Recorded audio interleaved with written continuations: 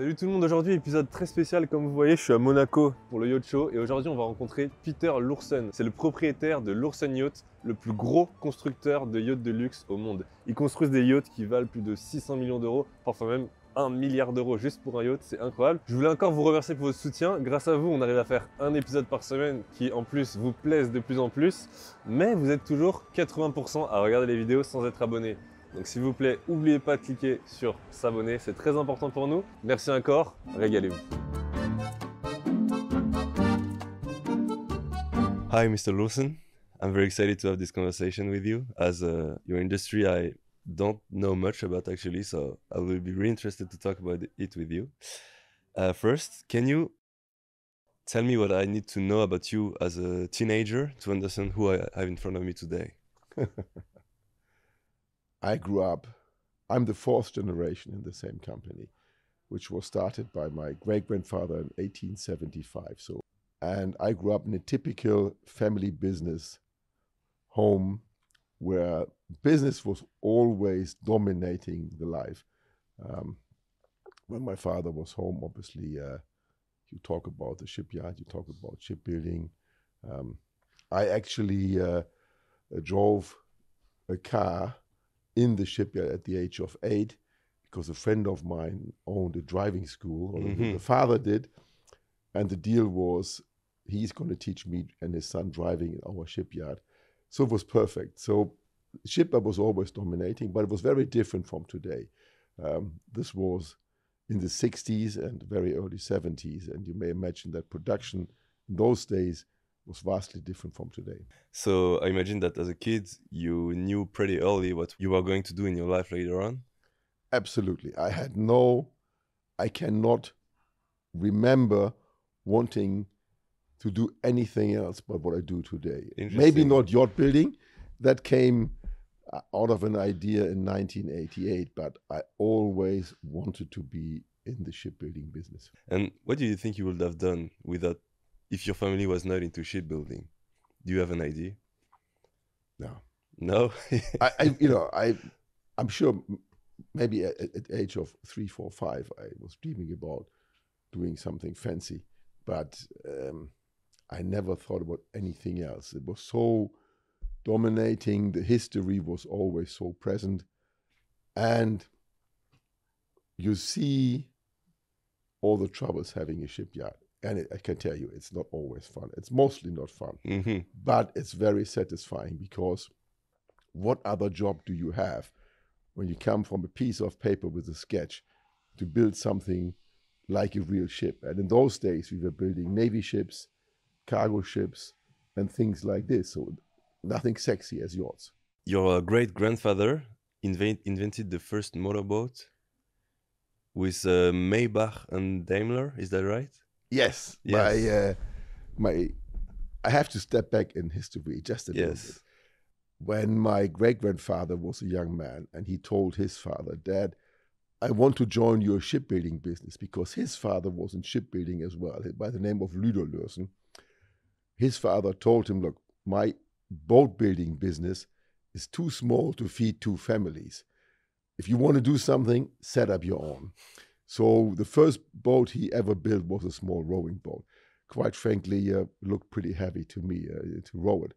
And then in 1886, a gentleman by the name of Gottlieb Daimler came by, and he wanted a boat in which he can install a 1.5 horsepower combustion engine, and that was the Reims, and it was set up on a river in the south of Germany, and they actually pretended it's an electrical boat, because if you tell someone in those days it's an combustion engine, they think, "Oh, an explosion, it's dangerous." So he did it, and there was a friendship coming after that. Do you feel like you have some kind of duty to like maintain that legacy, because this is like a great history for a boat building family? Do you feel like you have a responsibility? Well, first and foremost, what was instilled on us as a young generation, where kids, was always the responsibility for the people that work for you. It's their livelihood depends on you, and there's always families. I remember my great-grandfather and grandfather, they used to stand at the entrance gate and greeted every worker, and if you were late, minimum cut in your pay was 15 minutes. So, there are stories about those people. And then there are stories about my uncle and my father as the next generation. And for that matter, we also had my grandmother run the business. My grandfather passed away in 1932, and the children were not quite there and trained enough. So my grandmother ran the shipyard from 1932 to 1940. Tiny lady with a wooden leg and very tough. Her nickname was the General. Of course, you want to continue that legacy,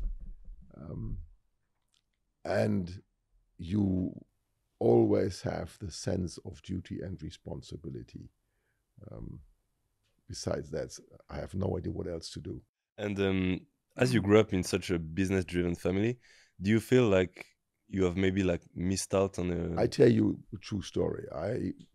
I was drafted for my mandatory military service, was discharged for medical reasons after 10 days. Mm-hmm. And my father looked, and I remember I came back on a Tuesday, and my father, who actually was a submariner in the Second World War, looked at me and said, you could see he wasn't happy. And he told me on a Tuesday that the following Monday he signed me up in an apprenticeship school in the north of Germany, and that I have 4 days to find a place to stay and better be there on time at 7 in the morning. Of course, you miss out. In hindsight, you think, oh, I missed an opportunity. Now, people, especially young people, and rightfully so, don't get me wrong, I don't think that this model would work today.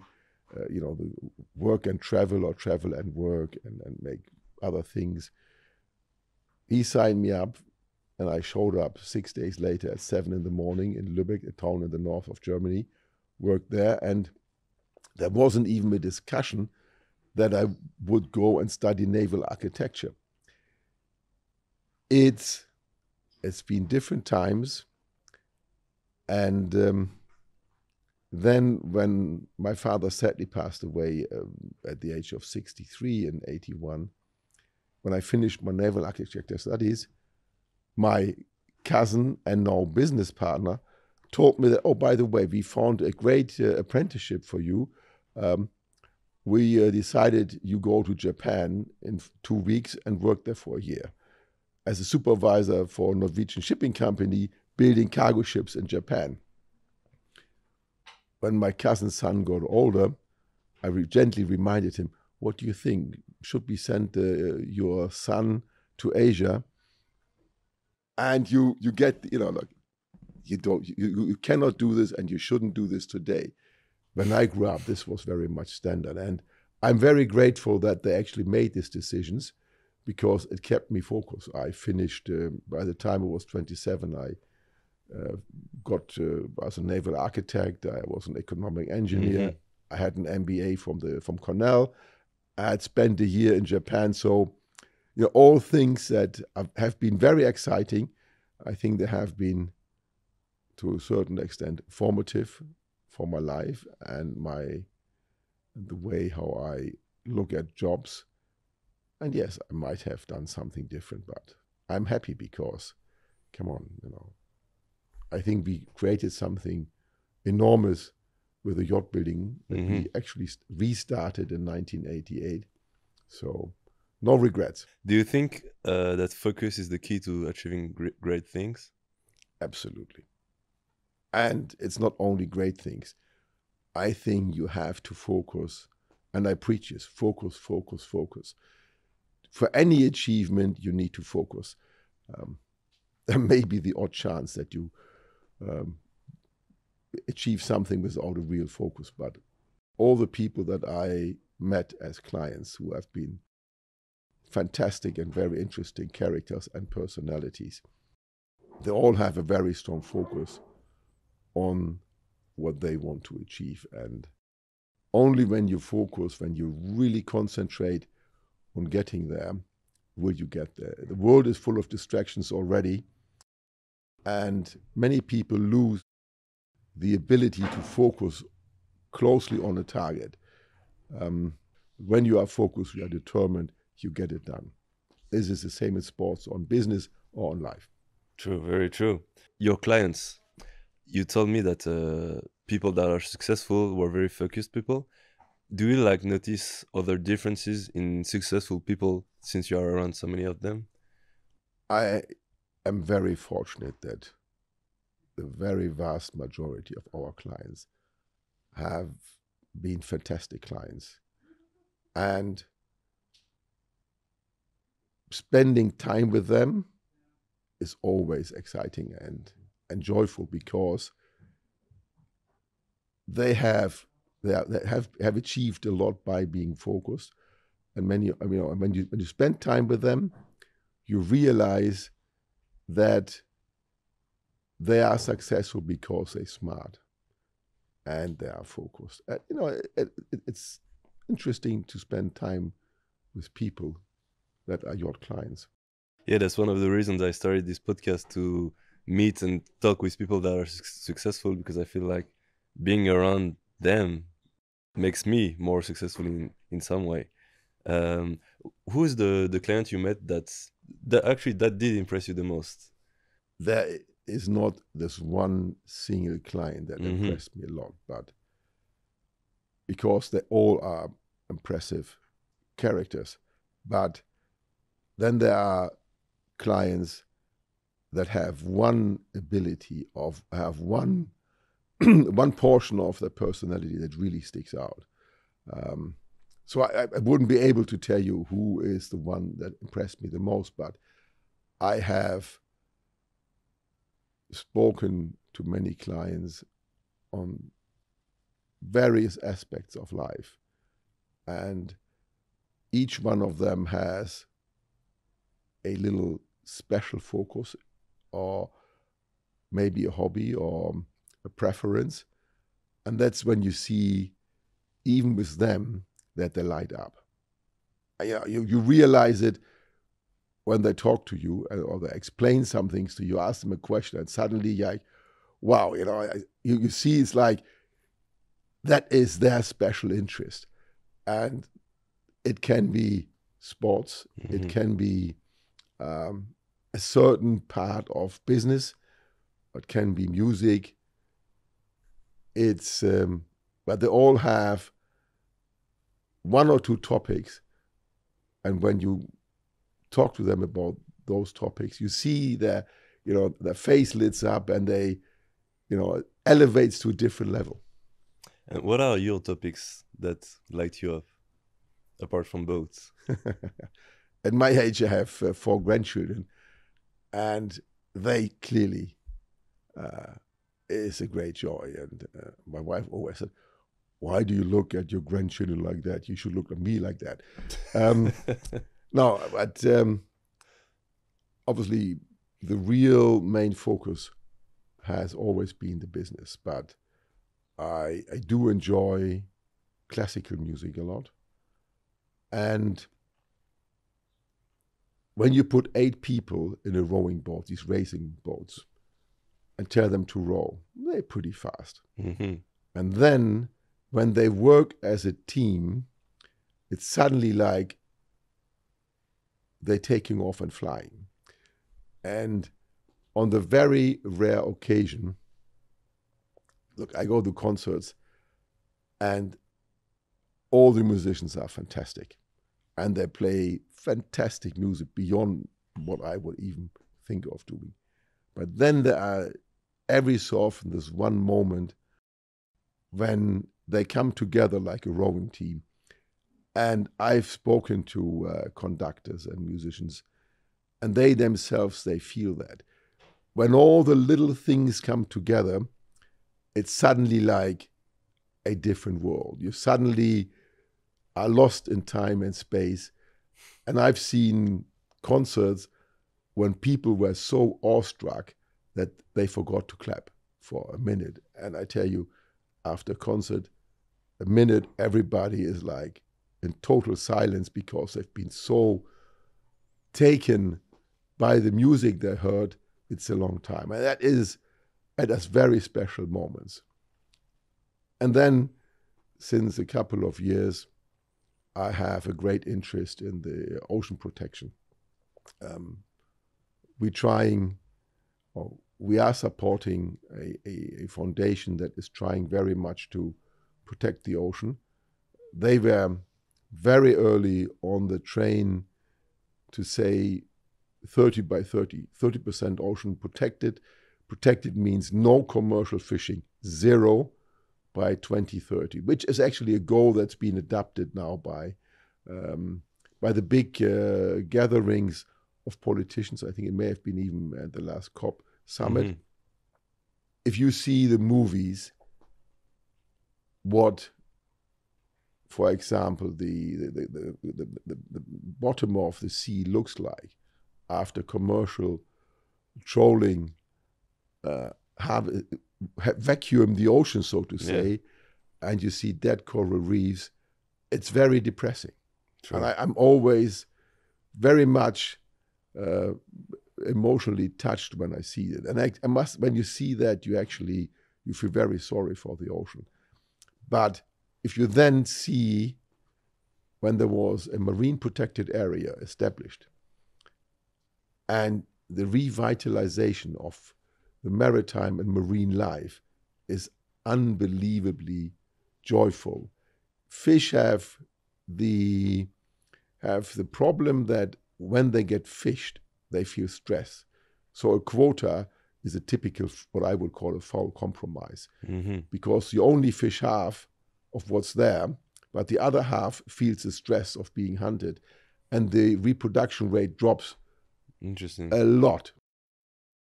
On the other hand, when there's absolutely no fishing, the reproduction rate increases enormously. So after a very short period, you go back and you see abundance of marine life. And I can tell you, you should go and visit these marine protected areas. And it's just like a real life aquarium, just better because it's real life. I really liked your analogy of a rowing team on a concert. I was wondering, you mentioned that minutes where people forget to clap because the music was so good. Is this the effect you try to give people when seeing the yacht for the first time? That is what we all strive for. Our job is, together with the designers, to understand what is it that our clients really looking forward to. And you want them, when they go on their new yacht for the first time, when it's finished, fully dressed up, to be awestruck. That's what you want. And you want them to think at that very moment, wow, my goodness, it's been a long journey. And at times it's been a tough journey. And this shipyard man, Peter, was at times really a pain in the neck. But it was worth every pain and every problem that we solved. That's what, when you achieve that, that is when the whole shipyard and every worker and everyone who works on it really feels happy, because that's the one moment we all strive for. Is this what helps you stay hungry and focused? Because you grew up in such an established business family with a path that was not made for you, but almost, and you could just sit down and let it flow. But I feel like you're trying to bring more and push the company. So is this what drives you? To see that your clients are really happy is a fantastic motivation. And what drives me is, how can I make sure that everyone who works in the shipyard stays hungry? I would never, you never hear me say, oh, we number one, we at the top. We the second best. I think it's a fantastic slogan that Avis did. We have to try harder. We are the second best, and we can always do better with the next project. And that's what drives me, because being in shipbuilding, Of course, the end product is fantastic, but the path to get there is never a straight line. And my wife says, you're never happy throughout the build. And she's right to a certain extent, because knowing the process and knowing what needs to be done, you always worry and you always get upset when things go wrong and you have to fix it. It's the desire to perfect the process and to motivate the people that work in and on the shipyard to try to be better on the next project than on the last one. Wherever, everybody makes mistakes, and I first and foremost make mistakes. Mm-hmm. But you should try not to repeat them too often, quite frankly. All right. Your family business is very successful. Your family was very successful. How was the relationship to money taught in your family? Because I feel like that's very interesting.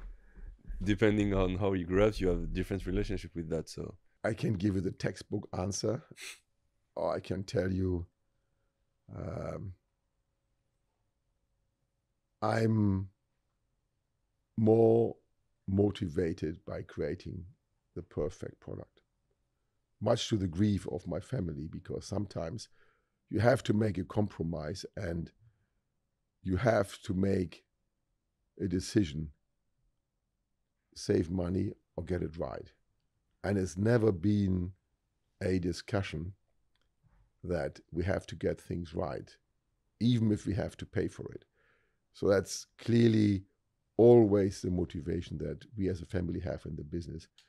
And privately, I have been very blessed that I was born into and grew up in a family which offered me many opportunities. And I strongly believe that if you have the means, and I know that I have more means than many others, I don't have the means to buy a yacht, but I have no regrets about that. But if you have means, you should always try to help others, because there are others that have less. And if you can, you should always share the money that you have to try to help others. I do not boast about the sharing in public. For a long time, even my personal donations to Blue Marine, I kept them private. mm-hmm. I only made it public because I felt that other people should support them as well. And it's surprising, it's easier if they see you give money that they give money, or you throw a challenge. You give 20,000 and I give 20,000, or things like this. That's a very personal motivation about who to give to, for what cause and purpose you give. Well, I do believe that if you give with an open mind and an open heart, it's very rewarding. That's true. Les gars, l'Ourson me parle de ces bateaux depuis tout à l'heure, mais comment vous voulez que j'en achète un si vous n'êtes pas abonné, si vous ne likez pas la vidéo? Non, en vrai, il nous a fait une promesse, c'est qu'il nous emmènerait sur le chantier des bateaux l'Ourson. Donc si on voit que la vidéo vous a plu, on pourra faire cette vidéo et je pense que ça va être encore plus dingue que la discussion qu'on a avec lui. Je voulais encore vous remercier pour votre soutien. Grâce à vous, on arrive à faire un épisode par semaine qui en plus vous plaise de plus en plus. Mais vous êtes toujours 80% à regarder les vidéos sans être abonné. Donc s'il vous plaît, n'oubliez pas de cliquer sur s'abonner, c'est très important pour nous. On voit que notre travail vous fait kiffer. Merci à vous. On continue avec le podcast. Let's talk about your relationship with Monaco and the yacht club. I feel like it has really strengthened in years. Can you describe your relationship with Monaco? Because I feel it's very linked to the yacht industry. We have a picture of my forefathers having a boat in Monaco Boat Show. I think it's 1912. 1912. Nice picture of Monaco. In those days, Monaco was so different. And we have this great picture where you can see a boat called Lursenzower being exhibited there. Wow. So it goes back a long time, and I think my grandfather won the Trophy of the Sea race in Monaco, which is fantastic. You know, in those days, it was like getting to the finish line more than being fast because of reliability of the engines. You know, it's vastly different in those days. I always enjoyed coming to Monaco. I'm here now, I got now for decades. And Monaco is really very much the focus point in the yachting world. And the yacht club, and I remember the old building. I don't know if you remember that. But it was no comparison to the New York Yacht Club. And it's really a great meeting point to meet yachting enthusiasts. And at the same time, was really great. I had the honor and pleasure of spending time with His Serene Highness, and he is a great supporter of the oceans with his foundation, and actually Blue Marine, the one that they have projects together. Interesting. So, you know, I like coming here. The weather isn't very good. It was raining. Actually, but the weather in Germany was better than it was here yesterday. So, but that's okay. We get through. All right. So you enjoy spending time here. You mentioned that the yacht industry is very linked to Monaco. But what do you think is the key to being successful in the yacht industry that is such a competitive industry? How do you stay on top or try to stay on top because you're number 2? You have to try harder. Uh-huh. You have to. We have a strong focus point on engineering. We come from the engineering side. You know, there are great companies that started building smaller yachts and then got bigger, and they came from the true yachting industry and grew. We always came from the engineering side. We have hundreds of engineers, and you have to have a philosophy that is consistent. We have the image. We take too much space from the owner and give it to the engineers. Over-engineered, we call it the Bismarck factor, which was built incidentally in one of our shipyards. You just have to try to always be at the forefront of technology, and you have to have enough strength to try out new things. Sometimes it works and sometimes it doesn't. But if you don't try, it for sure doesn't work. And that is important, that you push yourself and your people. Come on, we can do better than on the last time. I was wondering, how do you work as a business? Do you work only from requests from clients, or do you build boats and then try to sell them? No, every yacht we produce is bespoke. All right. We only start building a yacht when we have a contract. Okay. And that yacht is then the result of defining and designing the one yacht that the client really wants. Okay. In terms of exterior design, in terms of interior design, in terms of layout. Only when we have a contract we start working. And do you think everything is possible? We build everything that's safe to produce and safe to operate. All right. That's the only two constraints that we have. All right. Did you ever get a request so crazy that you had to say no? I remember many years ago, we were asked, could we build a 30-meter very fast boat? You know, and we thought, sure. But it turned out that the design and the technical performance was flawed. They did tank test and they showed us the result, and it looked reasonably and it looked sensible, but we found out that they rigged the tank test, so to say. Okay.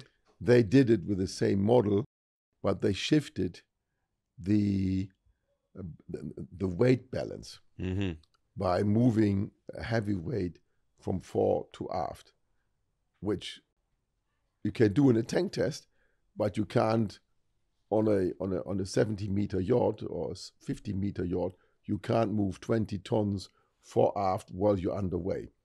And we never built that ship. And what is the craziest request that you successfully delivered? There isn't really, and there aren't really crazy requests. Simply because the requests come with a purpose in mind.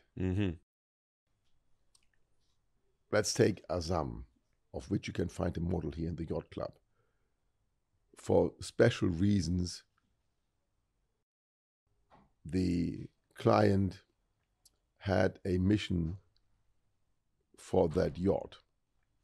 And clearly that mission would not fit many other people.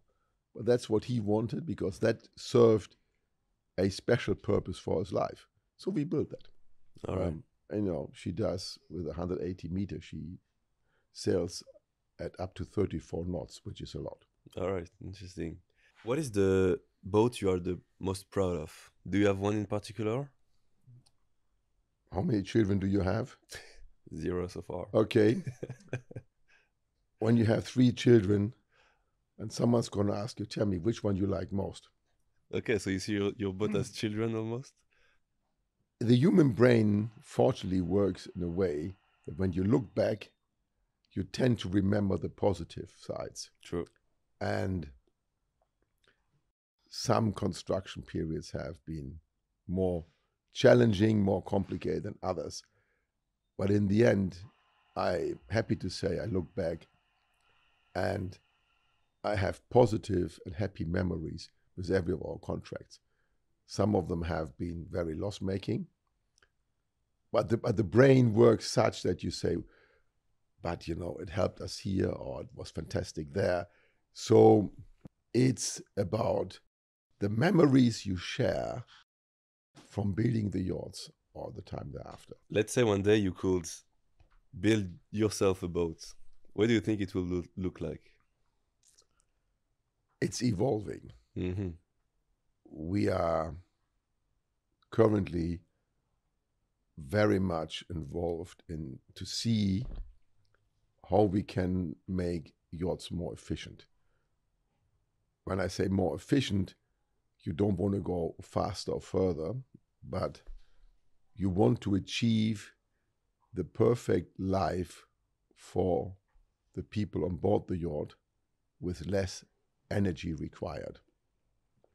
So I once said my great-grandfather built the first motorboat, and I would love to build the first yacht without a combustion engine. I would certainly try for that. All right. And as I get seasick, and my father for that matter, and my grandfather, and my children, I would certainly try to make it very stable. And I would want to be in such a way that you can spend time close to the sea. So I love the philosophy of a large swim platform that is a gathering point close to the sea. All right. So you get seasick. Interesting.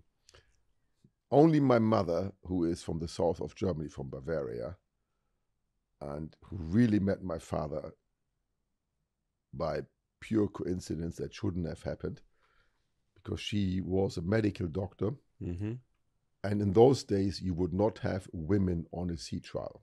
Okay. But you had to have a doctor for sea trials in those days. It was like the mid-1950s. And they couldn't find a doctor. So here was this young doctor from the south of Germany who was doing her practical year in the little village where I still live today. And they put her on the list. And the list didn't say Mrs. Diemer. The list said Dr. Diemer, because you didn't want to have a woman jinxing the sea trial. Some people might say, well, you can see it all went wrong. look at the guy, he is the result of the sea trial. So they met and they married shortly thereafter. Crazy story. What do you think people that request a yacht from you are looking for? Are they looking for status? Are they looking for a sanctuary? We have built many large and very large yachts. And one of the reasons people contact us is if you buy something of that magnitude, you want it to function. Mm-hmm. It's no good if you have a great yacht and then it has a technical flaw somewhere in the systems. And we shouldn't forget, yachts are hugely complex and complicated systems. You can build big houses, but the water comes from the tap, the electricity comes from the cable out of the earth, and the gray water just goes into the sewage. On a yacht, we do everything in a yacht. We produce the water, we produce the energy, we do all the wastewater treatments. It's all done in a fairly small space.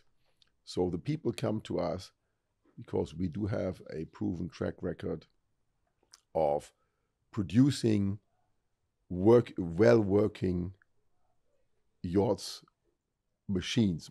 What machines doesn't really grasp the emotional part, but yachts, and that's very important.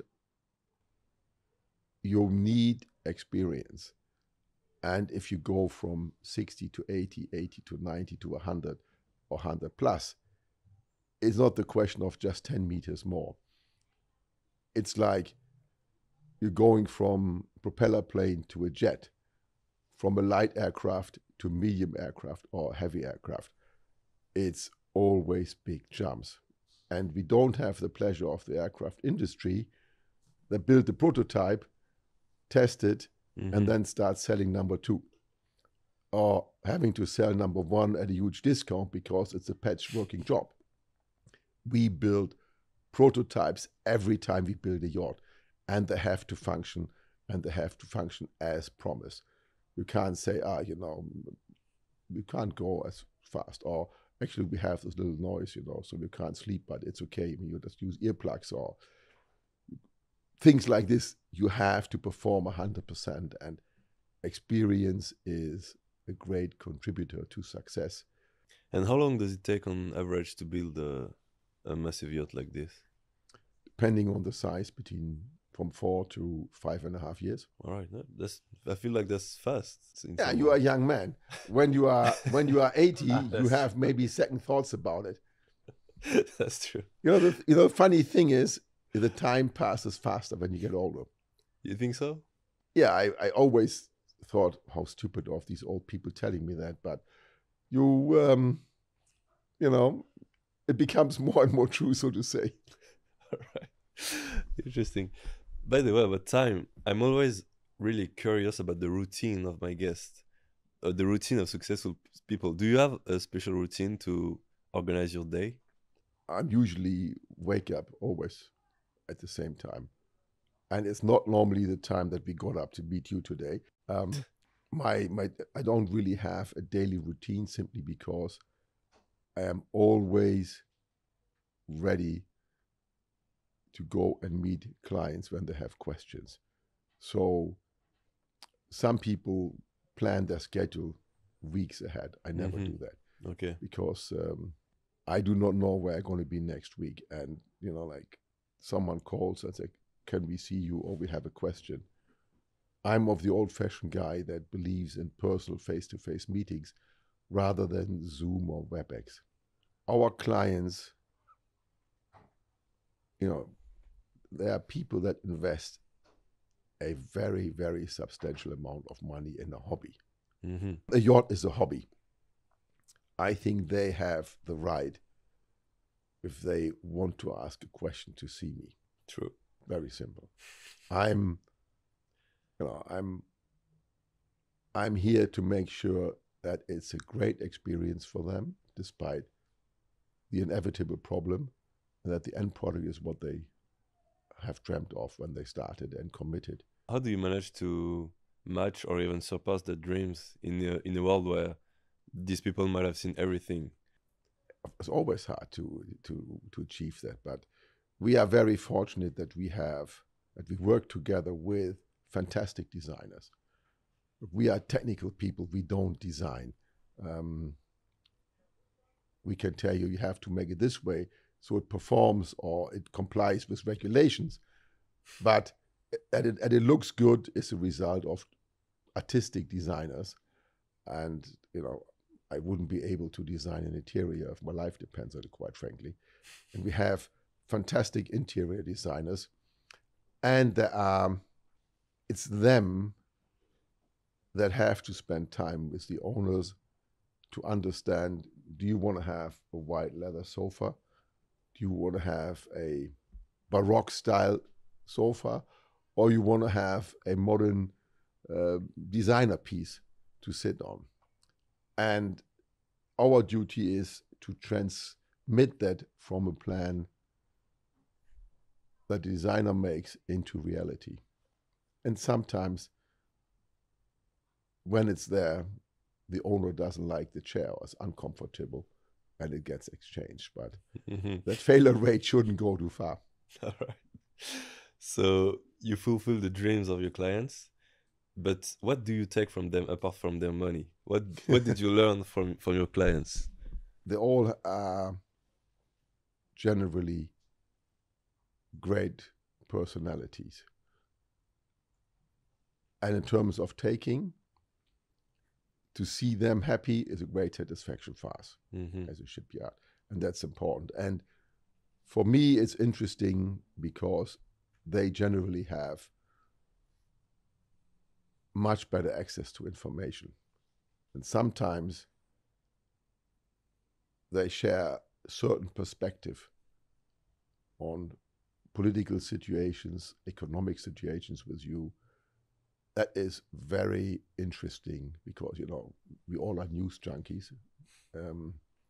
And you suddenly are privileged to see or learn about certain aspects and angles of political or economic situations that you can only learn from these people. True. If you could only give one tip to, let's say, your son that is starting in the business world, what would it be? Find something that you are burning for. Without passion, you will not be good. You have to find something that you're really passionate about. And it doesn't matter what it is. It can be philanthropic work. It can be engineering. It can be artistic work. I always told my children, said, you can do what you want, but do something that you feel passionate about. Because when you have passion, you become really good. No guarantees given, but without a passion, you certainly cannot succeed, I think. Thank you. Thank you very much. Well, we have one last tradition to end the podcast. With every guest, we have a book, and I would love you to write in the book a sentence that is important for you. Or it can be a quote, it can be a tip, anything, and just sign it. Do you mind? My great-grandfather wrote, when he started the shipyard, and this was before we had social media, marketing wasn't these things. He said, my firm shall be known as a leader in technology and quality. And I thought this was quite visionary in 1875. And that is still what we use today. So, not bad. For 150 years old. True. Here we go. Thank you very much. And one last question. It's a very poetic one. If your bots could speak, what story would they tell? When I was built, I do not always felt the love every single day from the people that built me and banked the steel and welded the pipes, put in the interior. But in the end, they created me in such a form that I can share the joy with the person who sells on me. All right. Thank you very much. It was a pleasure to talk with you. And yeah, pleasure hopefully I will see one of your boats on the sea one day. Thank you. Let's go.